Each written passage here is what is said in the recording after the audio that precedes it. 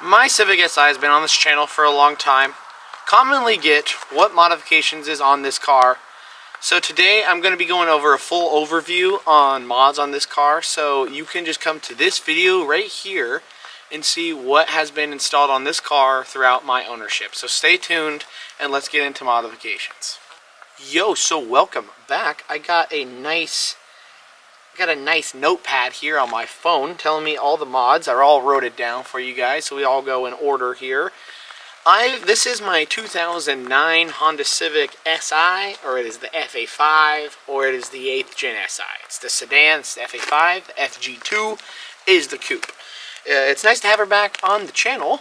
Fiesta has been overtaking the channel for a little bit, but she's going to be back on just for a little bit here. So, if you guys don't know, this comes with the k20 Z3. Not going to get super far into that, but it does have the stock motor in there. No swap. And it does have the stock 6-speed manual with the LSD as well. But getting into the exterior is the least amount of work on this car. I haven't touched it, to be honest. Sadly, it needs to be done. It needs a clear coat on the right side, pretty bad, and it needs to get rid of this thing. It's terrible. But it does have stock wheels. These are not aftermarket wheels on this car. They are stock wheels. But they are the nicer ones, I believe. I think these wheels look pretty good. Hence why they've been on this car since I've gotten it over a year ago now. Next one, we got AVS window visors. I think they're pretty nice. I like the Mugen ones better, like everyone. I wish I had Mugen ones, but here we are with these ones, and they do the job, and they do look slick. They're just not the Mugen ones, right? So AVS, and we got this really snazzy fake Mugen wing from Amazon that I didn't install, by the way. This was on here since I got the car.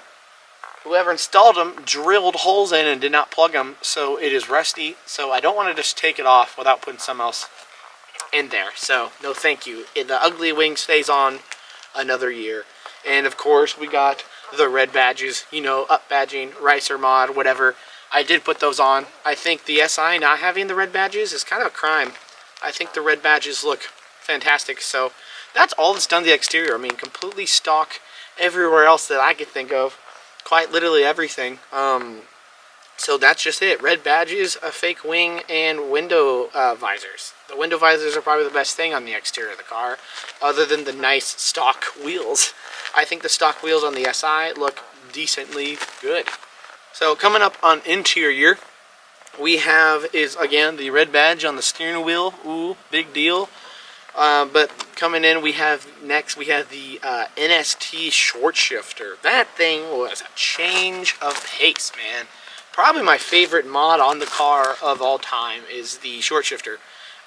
Again, on all these modifications coming next, I have videos on the channel, so you can go back through the channel and find the videos. The NST short shifter is amazing.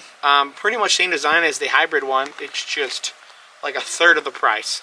Some people say they have trouble going into 6th or reverse. Reverse is hard to get into, but it's not impossible at all. It's just rough to get into. And I kind of like that, because I'm always worried about going into reverse rather than 6th, even though that's kind of hard to do. It's just a worry I have. And with this shifter, that's not a possibility. Next up is all the stereo stuff. So I'll go over all the stereo stuff. So this thing has a pretty good sound system in here for what I'm not a huge audiophile or anything like that, but this was my first sound system that I put together, and I love it. It sounds pretty good and good bass.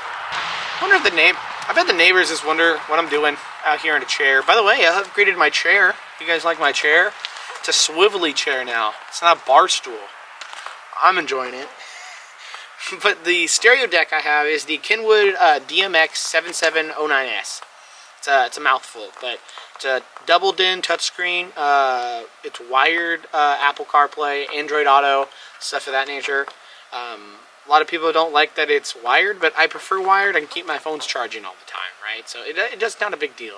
Usually I get in my car and plug it in immediately anyway, so it's not a huge deal. So it's a good sound system, good deck. It's actually really responsive. I'm surprised. You know, most kind of more in the budget friendly of touchscreens. They're kind of laggy and everything. Not this one. It actually feels pretty good, and I really like the stereo system. And you can get a backup camera for it as well. And obviously I don't have that because it's a Civic Si. I have plenty of vision. I don't need it. Whoa! My old bus. Next up, I got the Kenwood KS series speakers on all four corners. So we got in the doors and in the back. They are 6.5-inch coaxial speakers. Pretty decent, I mean, for kicker. There's multiple lines of kicker. KS, I think, is second to top of the line for speakers. They sound pretty decent. They have really good bass and mid-range, like kicker is known for. I wish it had better highs, but it doesn't. And then I also, for the amp, I have the Kicker 200.4 key amp. That is a 4-channel, so it does all my speakers. It is a little baby boy. It fits behind my glove box. I never have to see it. It's a pretty kick-ass amp, to be honest with you. Next up is I have a Scar 12-inch sub in the back. It is a ported sub, and that is connected to a Scar 1200-watt mono amp. So that's what's powering my subwoofer. And it pushes some good power. 112 is just fine for these. I mean, it rocks the whole car plenty. Anymore, you're just using too much air, and you don't have enough room in the trunk. So 112 ported sounds great, or maybe like 210s. But the 112 sounds great. And that wraps it up for the interior. Coming up on Powertrain. So this is where everyone wants to know. So for Powertrain, I have a Exetti Stage 1 clutch, supposedly, that came with the car. I've never had any clutch problems or anything, so never had to open it up and find out. I have now go in order from where I modified it. Everything else was stock on this car. I mean, everything. So the first thing I got was Honda. Honda changed the characteristics of this car like that. Changed it so well. The rev hang was terrible in this car stock, and I got rid of it completely. And I got to lower VTEC because it was at 6,000, and it revs to 8,000. So it's like you don't have very much VTEC, which is a shame. So Honda was amazing to have that. Next was a PLM rear motor mount. Same thing with the Fiesta. The rear motor mounts just aren't strong enough, and with the power, it hits the firewall, the engine, and if you get aftermarket exhaust system, the exhaust could hit and damage itself, or the welds on the exhaust, on the header, can crack and break. So rear motor mount was definitely in order, and it was actually a pain to put in, but really glad to have it now. I don't have to replace that again. Next up was the exhaust system. So I got the Skunk 2 Mega Power RR, so it's the full 3-inch.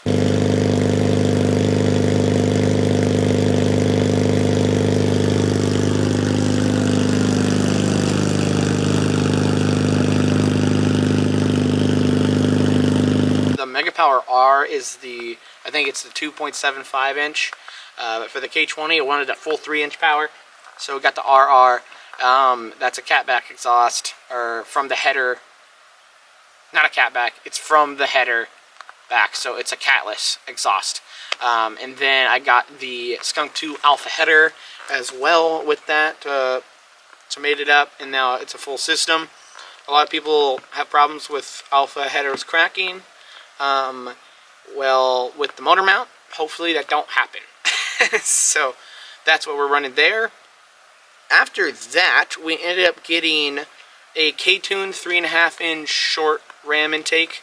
Because this is the daily, and I knew it was going to be the daily, I did not want to go for the hybrid racing cold air intake. This is Oregon.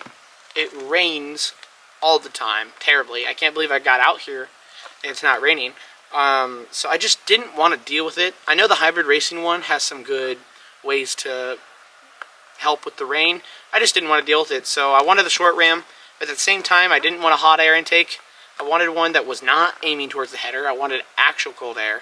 So I ended up finding the K-Tune short ram, which is literally basically the half of a cold air.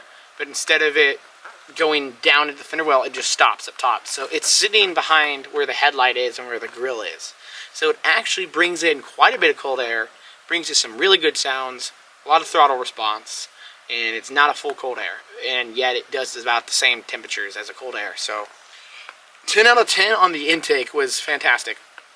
Installing it was kind of a pain because it goes where the stock battery location is. So the battery had to be relocated down, and you had to get a coolant reroute hose. But with it all said and done, it was fantastic. And just so you do know, I ended up getting an exhaust and then doing just a tune off of Honda, and with the exhaust and everything was just fine. I had no problems with that. But the moment I put on my intake, I had to go get a tune because the off-the-shelf tunes on Honda were not cutting it. That was a lot of air coming in, and it was really confused. So after that, I went and got a tune from youre. He's on Instagram. That guy is a wizard, and he does some amazing work on these K-Series motors. Fantastic. I've had no complaints, and it's been running smoothly since the tune, which is a year ago now. It's been fantastic. VTEC is now at 4,100 RPMs rather than 6,000. Redline is at 8,600 RPMs. It can go to 9 if you have a Type S oil pump, but it does not have a Type S oil pump, sadly. So no 9,000 RPMs for me, but that's okay. I hardly ever hit 8,600 RPMs, to be honest. I usually shift around 79 or 8. And recommended by my tuner, I am running 5W40 oil from Shell, Rosetta. It's a diesel oil technically, it's a little thicker. This car does burn oil. Piston rings, it has some blow-by, so it is running on some diesel oil, and I have drastically reduced my oil consumption, and it runs very strong. Again, my tuner recommended it, okay? And only thing that is a downside with that is I do lose a little bit of fuel mileage, just because it's thicker oil and it has to trudge through it a little bit. But way less oil consumption. It's very nice. And that's it with that. According to youre, a lot of people like to argue with it, but I'm just going off of my tuner. I think my tuner has more smarts than I do, and keyboard warriors and redditors. So from what he told me off of the dyno, 226 wheel horsepower, and I think it's 164 foot-pounds of torque. Mind you, don't get fooled by the torque number. Max torque is at 7,000 RPMs, so there's no torque. But the horsepower is really good. I think max horsepower is at like 7,400 RPMs. So it's a high-strung beast, and it's super, super healthy power out of a K20 in this SI. This SI is 3,000 pounds. I think it might be the very top of 2,900 pounds, but it's right around 3,000 pounds. So 226 horsepower, 3,000 pounds is a really healthy number. It feels really nice. I don't need anything more from the engine, especially when I have the Fiesta over here, and this is a daily. It does the job super well. Only way I'm going to a K24 or anything is if this thing kaplits itself. So really healthy numbers.